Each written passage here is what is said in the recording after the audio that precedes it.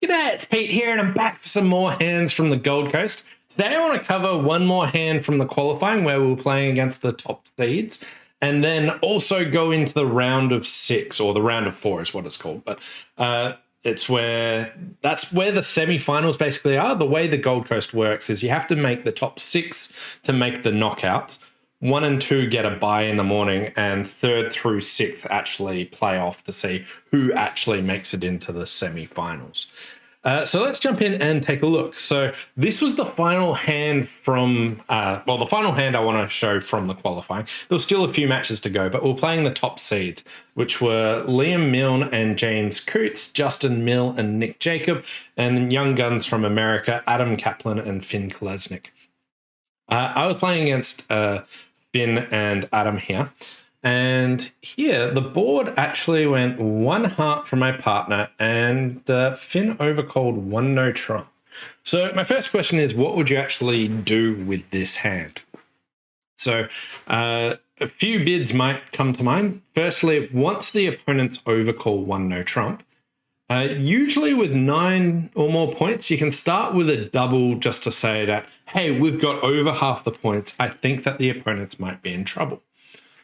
Alternatively, we do have a heart fit, and you could bid hearts. We do have a 6-card spade suit. You might venture that, but really I feel like the main choices I was contemplating are, do I support hearts here and bid 2 hearts? Or do I go ahead and just double for values? Maybe they're going to be in trouble. Now, James Coots at the other table in this spot just bid 2 hearts, whereas I elected to double. Now, in hindsight, I think I actually like 2 hearts. I feel like this hand doesn't have great defense. Like, the points are scattered. It's not clear that we've got a great defensive hand. We've got a bit of distribution. But I opted to double, and this went pass, pass, pass, and they passed out. The other reason that I kind of like 2 hearts is I don't think it's clear what you should lead here. So I want you to pause and think, should we lead hearts, the suit that partner opened, or should we lead spades, our side 6-card suit? What do you want to do here? Now, on the hand, I thought for a bit and ultimately decided to lead a heart. And this went low heart to the ace. And my partner continued a heart. And at this stage, Declarer actually claimed 7 tricks. So here, if we open up all the hand, this is what the hand actually looks like. They've got a bit of an off shape, 1 no trump, but it was bid at both tables. They've got a singleton spade, 5, 4, 3, 1. When we played 2 rounds of hearts, they managed to get 1 heart, 1 spade, and 5 clubs for 7 tricks to make their contract. At the other table, they just bid 2 hearts, which made 9 tricks. If, on the other hand, that I led a spade, this contract would go 1 off for plus 200. So double is kind of the right action. It doubled, if I find the right lead, it can lead to the best result.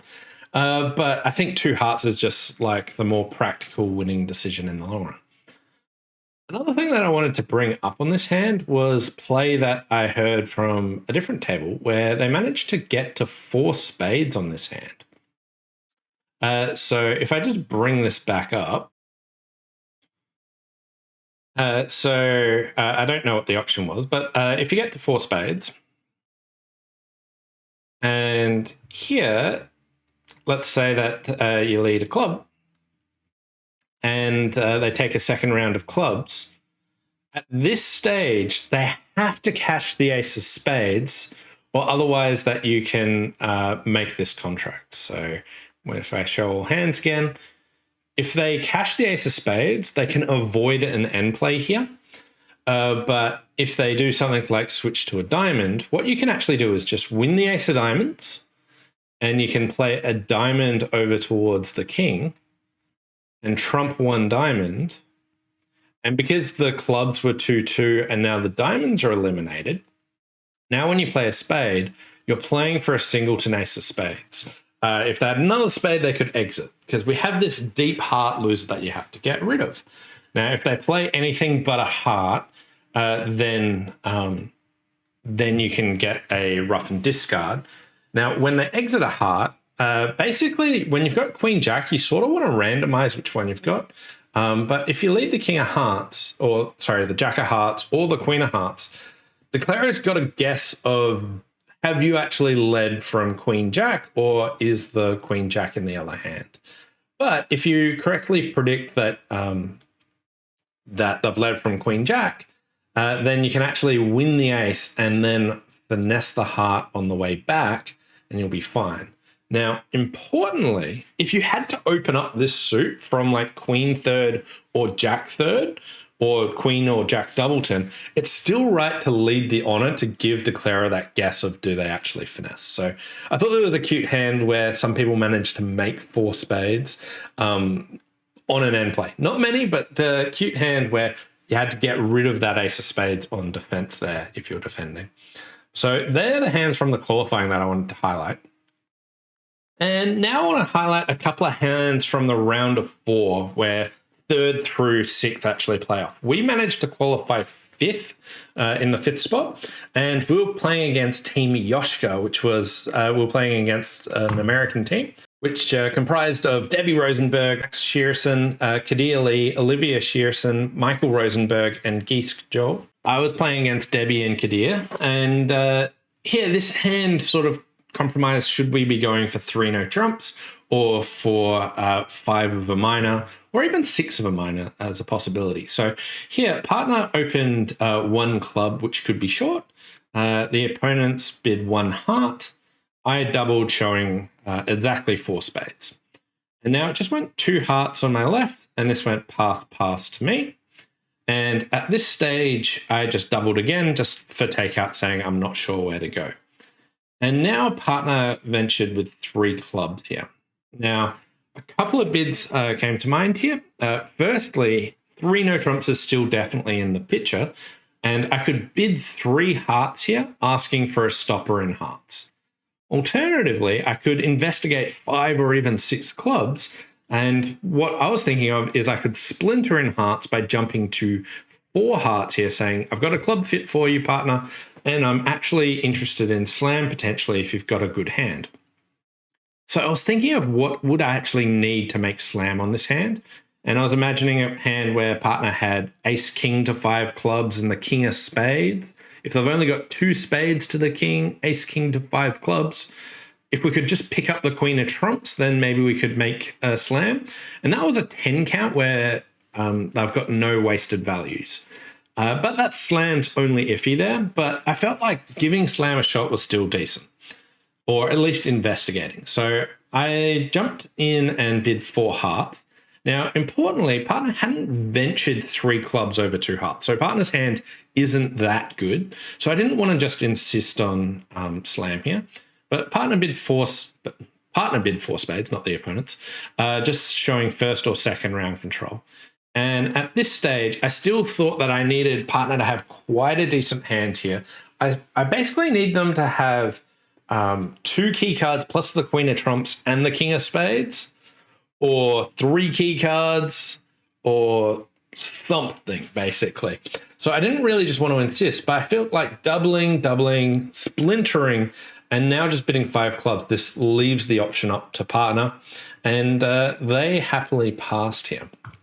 And I'll open up all the cards, but we got to 5 clubs, whereas the other table got 3 no trumps. Now, on the cards, 6 clubs can make if you can find the queen of spades. But importantly here, partner didn't bid slam because they've only got a 4-card club suit. They're a bit stuck for a bid. And the interesting choice is, after it goes double, should partner go for 3 clubs, or should they bid something more like 2 no trumps? And their thoughts were, because we're only playing short club, partner really hasn't shown much length in clubs at all. So he thought that bidding a 4-card club suit here would be okay. And after a splinter, he's got no wasted values, but probably didn't want to commit to slam. But we can make slam if you find the queen of spades.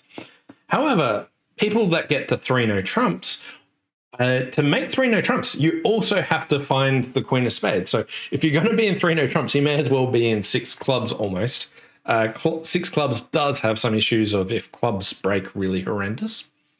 But here, it's one of these ones where 5 clubs was a very safe contract where partner can afford to lose a spade after they just pick up trumps. Everything else is pretty safe here. But an interesting one where we picked up a nice swing here for actually finding 5 minor rather than 3 no trumps. You so often hear that you always want to be in 3 no trumps rather than 5 minor. This one we settled 5 minor because we were investigating slam and ended up there. But we've only got 1 stopper, but we don't have immediate tricks in clubs.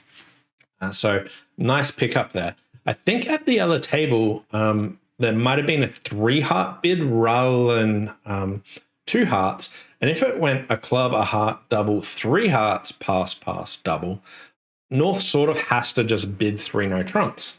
And then it sort of jams them out. But we got a nice pickup from that hand. And then one more hand I want to highlight from the round of 4 is this hand here, where I've got a nice 14 count, but it goes 1 spade on my right.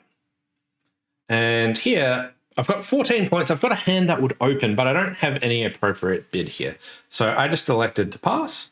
And I went 3 spades, mixed raised or its equivalent, and basically that got passed out. So my first question is, what do you want to lead on this hand? So we've got 4 good spades, and we know the opponents are in a 9-card fit. Now, leading Doubleton King is really aggressive, but I don't really see any point in doing that. Leading a low heart is very reasonable, but whenever I've got long trumps, I kind of like to make a forcing defense where I force declarer to trump in. If you force declarer to trump in, they start to lose control of the trump suit, and it makes it more difficult. So here I broke the rules and actually led my unsupported ace of diamonds, because when I've got long trumps, I often envisage it kind of like it's no trumps. Like if they were in no trumps, leading diamonds would be better than leading hearts. And here dummy came down with 2 diamonds, and it went low. Partner played low in courage, playing the 3. And now I continued a diamond, which got ruffed. And here they ruffed with the 9 of spades. And I know straight away what the spade layout is, but they're sort of preserving an entry to that 8 of spades. So here they've got king, jack, 10, 9, 7 of spades, and they're ruffed higher than the 8. So it sort of just like tweaked my memory that, hey, they might want some entries over there. But straight away, I know that they're now down to spade, like 4 spades. So we're at equal length in spades. Now, here they came out the king of spades, and I think I missed a step here by winning the ace. I think ducking a spade would be better, but I actually won the ace of spades. And then just continued another spade because I didn't want to play a diamond giving them a rough and discard. So I played a spade, and then they won high again, still preserving entry to that 8 potentially, and switched over to clubs. So they play a club to the jack, and they played the ace of clubs, and my king dropped. And now they play a club over. And at this stage, I paused for thought and thought, if I trump and cash my queen of spades, those clubs are running. If I play a diamond, it's a rough and discard. And if I lead a heart, I'm leading into my partner's hearts.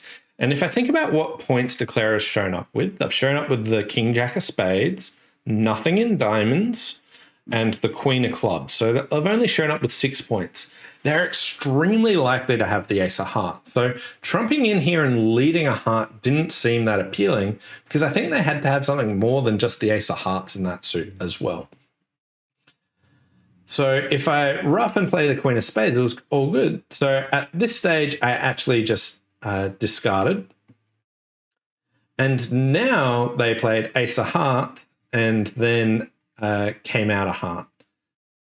And I hopped in with the jack to make sure that I was on lead. I cashed my queen of spades. And at this stage, I can play whatever I want. And wherever they trump, I'll be able to score my spade. So when I play a diamond, if they rough in the 8 of spades, then what's going to happen is they'll play a club and I'll get a trump promotion. If they throw a club, then they rough here, and then their heart isn't top. So when they play a heart, they have to trump that. And now I score my club here for down 1. So here was the whole layout. We managed to beat it 1. Declarer could have made after 2 rounds of clubs taking the heart finesse. But I spoke to them and they were just expecting me to trump the club. And then after I trump the club, the rough and discard or leading into the ace queen of hearts makes their contract super safely. So I thought this was a really cool defensive tactic where started off by forcing them to trump, getting trump control, and then when they were running their long suit, because the club suit was blocked, they couldn't keep playing clubs. I could then not trump in, and they were in the wrong hand to keep running the clubs there, causing them some entry issues and getting the reward. The other table started with a heart lead instead and wrapped up 10 tricks on this hand. But yeah, really cool defensive one. Hope you enjoyed this one, rounding out one hand from the qualifying and then from the start of the knockouts. I've got some more hands to come from the semi-finals and then the finals. Hope you enjoyed it. Thanks all for watching, and we'll see you next time. Bye.